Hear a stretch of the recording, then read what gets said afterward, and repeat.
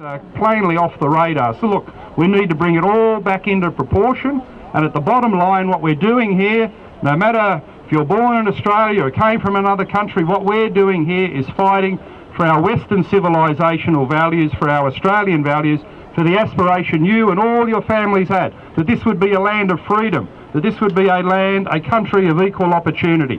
It's moved in a direction that I regard as very much un-Australian. We need to move it back to the Australian mainstream with some important law changes.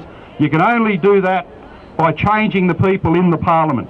Change them in a fortnight's time at the state election, and then in May change them again at a federal level. And one bloke you should be changing is this Chris BOWEN, who from the Labor Party has got no interest and commitment to any kind of freedom.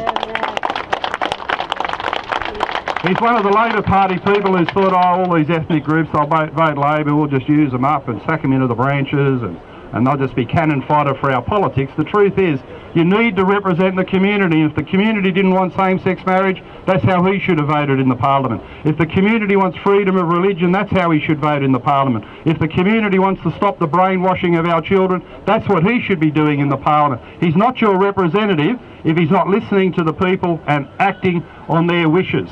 So let's change the people in the Parliament, and on both sides, you know, you look at that Ruddock review, Greg mentioned it earlier on, that the same-sex marriage legislation was hopelessly deficient because it had no protection of religious freedom. Then they have the Ruddock review, and out of it, what do we get? Not a debate and implementation of religious freedom, another debate about the extension of gay rights in schools. I don't know why schools have got anything to do with sexuality.